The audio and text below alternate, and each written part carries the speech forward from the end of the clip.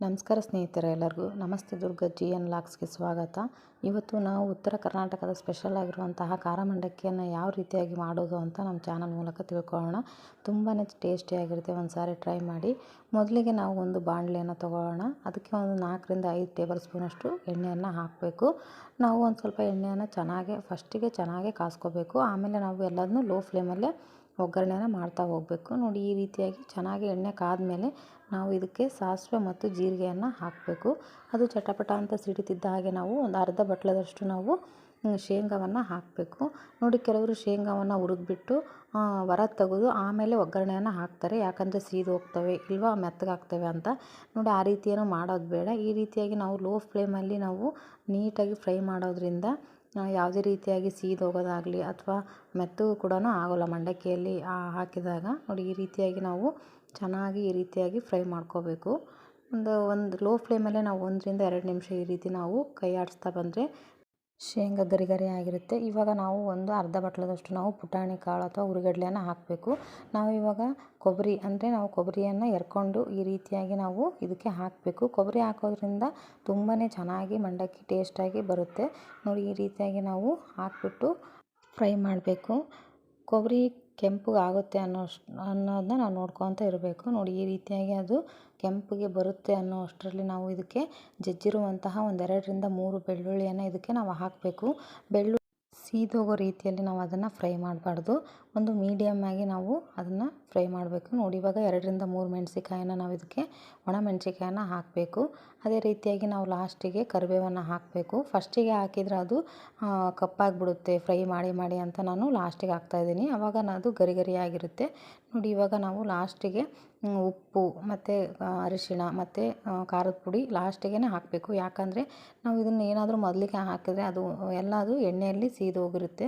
ಅದಕ್ಕೋಸ್ಕರ ನಾವು ಇನ್ನೇನು ಇದೆಲ್ಲ ಫ್ರೈ ಆಯಿತು, ನಾವು ಕೆಳಗೆ ಇಳಿಸ್ತಾ ಇದ್ದೀವಿ ಅನ್ನೋ ಅಷ್ಟರಲ್ಲಿ ನಾವು ಈ ಉಪ್ಪಾಗಿರ್ಬೋದು ಅಥವಾ ಖಾರದ ಪುಡಿ ಆಗಿರ್ಬೋದು, ಅರಿಶಿಣದ ಪುಡಿ ಆಗಿರ್ಬೋದು ಇವಾಗ ನಾವು ಹಾಕಬೇಕು. ನೋಡಿ, ಈ ರೀತಿಯಾಗಿ ನಾವು ಚೆನ್ನಾಗಿ ಮಿಕ್ಸ್ ಮಾಡಿದರೆ ತುಂಬ ಚೆನ್ನಾಗಿ ಬಂದಿದೆ. ಇವಾಗ ನಿಮಗೆ ಖಾರ ಕಮ್ಮಿ ಅನಿಸಿದರೆ ಇನ್ನು ಸ್ವಲ್ಪ ನಾವು ಖಾರದ ಪುಡಿಯನ್ನು ಹಾಕ್ಕೋಬೋದು. ನೋಡಿ, ಈ ರೀತಿಯಾಗಿ ರೆಡಿ ಆಯಿತು ಮಂಡಕ್ಕಿ ಗೊಜ್ಜು. ಇವಾಗ ನಾವು ಮಂಡಕ್ಕಿಯನ್ನು ನೋಡೋಣ. ನೋಡಿ, ಒಂದು ಸ್ವಲ್ಪ ಗರಿ ಗರಿಯಾಗಿದ್ದರೆ ಮಂಡಕ್ಕಿ ತುಂಬ ಚೆನ್ನಾಗಿರುತ್ತೆ. ಇಲ್ಲ ಅವು ಮೆತ್ತಗಿದ್ದಾವೆ ಅಂತ ಅನಿಸಿದರೆ ನಿಮಗೆ ಒಂದು ಸ್ವಲ್ಪ ಬಿಸಿ ಮಾಡ್ಕೊಳ್ಳಿ ಗ್ಯಾಸ್ ಮೇಲೆ ಇಟ್ಬಿಟ್ಟು ಪಾತ್ರೆನ. ಆವಾಗ ಅವು ಗರಿ ಗರಿಯಾಗಿ ಬರುತ್ತೆ. ಒಂದು 5 ನಿಮಿಷ ಬಿಸಿ ಮಾಡಿ ಹಾಗೆ ಮುಚ್ಚಿಟ್ಬಿಟ್ರೆ ಅದು ತುಂಬಾ ಗರಿ ಗರಿಯಾಗಿರುತ್ತೆ. ಈ ರೀತಿಯಾಗಿ ನಾವು ಒಗ್ಗರಣೆಗೆ ಹಾಕಿ ಚೆನ್ನಾಗಿ ಕಲಿಸ್ಬೇಕು. ಎಲ್ಲ ನೀಟಾಗಿ ಅದು ಹೊಂದ್ಕೊಳ್ಳೋ ರೀತಿಯಲ್ಲಿ ಕ್ಲೀನಾಗಿ ಕಲಿಸ್ತಾ ಬರಬೇಕು.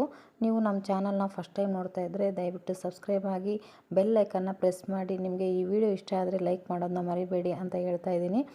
ನೋಡಿ, ಇದೇ ರೀತಿಯಾದಂಥ ಅನೇಕ ವಿಡಿಯೋಗಳಾಗಿರ್ಬೋದು, ಅನೇಕ ಟಿಪ್ಸ್ಗಳಾಗಿರ್ಬೋದು, ಅನೇಕ ರೆಸಿಪೀಸ್ಗಳು ನಮ್ಮ ವಿಡಿಯೋದಲ್ಲಿ ಸಿಗ್ತಾ ಹೋಗ್ತವೆ, ನಮ್ಮ ಚಾನಲ್ನಲ್ಲಿ ಸಿಗ್ತಾ ಹೋಗ್ತವೆ.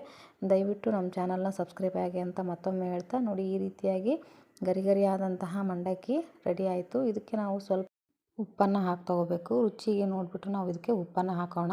ನೋಡಿ, ಇದು ಮೇನ್ ನಾವು ಈ ಉತ್ತರ ಕರ್ನಾಟಕದ ಸ್ಪೆಷಲ್ ಏನಪ್ಪ ಅಂದರೆ ಮಂಡಕ್ಕಿಗೆ ನಾವು ಸ್ವಲ್ಪ ಸಕ್ಕರೆಯನ್ನು ಹಾಕಿದರೆ ಇದು ಟೇಸ್ಟೇ ಒಂಥರ ಡಿಫ್ರೆಂಟಾಗಿರುತ್ತೆ. ಕೆಲವರು ಒಗ್ಗರಣೆಯಲ್ಲೇ ಹಾಕ್ತಾರೆ, ಕೆಲವರು ನೋಡಿ ಈ ರೀತಿಯಾಗಿ ನಾವು ಪೌಡ್ರ್ ಮಾಡ್ಕೊಂಬಿಟ್ಟು ಈ ರೀತಿಯಾಗಿ ಹಾಕೋದ್ರಿಂದ ಖಾರವಾಗಿ ಸಿಹಿಯಾಗಿ ಒಂಥರ ತುಂಬಾ ಚೆನ್ನಾಗಿರುತ್ತೆ ಟೇಸ್ಟು. ಒಂದು ಸಾರಿ ಟ್ರೈ ಮಾಡಿ. ನೋಡಿ, ಈ ರೀತಿಯಾಗಿ ಎಲ್ಲದೂ ನಾವು ಕ್ಲೀನಾಗಿ ಮಿಕ್ಸ್ ಮಾಡಬೇಕು. ನೋಡಿ, ಮಿಕ್ಸ್ ಮಾಡಿದ್ಮೇಲೆ ನಾವು ಇದಕ್ಕೆ ಒಂದು ಸ್ವಲ್ಪ ಹುರ್ಗಡ್ಲೆ ಹಿಟ್ಟನ್ನು ಹಾಕಬೇಕು. ನೋಡಿ, ಎಣ್ಣೆ ಅಂಶ ಒಂದು ಸ್ವಲ್ಪ ನಿಮಗೆ ಜಾಸ್ತಿ ಅನಿಸಿದರೆ ಹುರ್ಗಡ್ಲೆ ಹಿಟ್ಟನ್ನು ನೀವು ಜಾಸ್ತಿ ಹಾಕ್ಬೋದು. ಆವಾಗ ಎಣ್ಣೆ ಅನಿಸೋದಿಲ್ಲ, ಕಡಿಮೆ ಆಗುತ್ತೆ. ಇಲ್ಲ ಎಣ್ಣೆ ಕರೆಕ್ಟಾಗಿ ಬಂದಿದೆ ಅಂತ ಅಂದರೆ ನೀವು ಸ್ವಲ್ಪ ಹುರ್ಗಡ್ಲೆ ಹಿಟ್ಟನ್ನು ಟೇಸ್ಟಿಗೆ ತಕ್ಕಂಗೆ ಹಾಕಬೇಕು ಅಷ್ಟೇ. ನೋಡಿರಿ ಎಷ್ಟು ಚೆನ್ನಾಗಿ ಬಂದಿದೆ, ತುಂಬಾ ಚೆನ್ನಾಗಿರುತ್ತೆ. ಮಳೆಗಾಲದಲ್ಲಂತೂ ಟೀ ಜೊತೆಗೆ ಈ ಸ್ನ್ಯಾಕ್ಸ್ ತಿಂತಾಯಿದ್ರೆ ತುಂಬಾ ರುಚಿಯಾಗಿರುತ್ತೆ. ಒಂದು ಸಾರಿ ಟ್ರೈ ಮಾಡಿ, ಸೂಪರ್ ಟೇಸ್ಟಿಯಾಗಿರುತ್ತೆ. ನೋಡಿ, ಈ ರೀತಿಯಾಗಿ ಮಾಡಿಕೊಂಡು ಬಾಕ್ಸಿ ಕೂಡ ಹಾಕಿಟ್ಕೋಬೋದು. ನಾವು ಒಂದು ವಾರಗಟ್ಟಲೆ ಕೂಡ ಇದನ್ನ ಇಟ್ಕೊಂಡು ನಾವು ತಿನ್ಬೋದು. ತುಂಬ ರುಚಿಯಾಗಿ ಬರುತ್ತೆ. ನಿಮಗೆ ಈ ವಿಡಿಯೋ ಇಷ್ಟ ಆದರೆ ಲೈಕ್ ಮಾಡೋದನ್ನ ಮರಿಬೇಡಿ.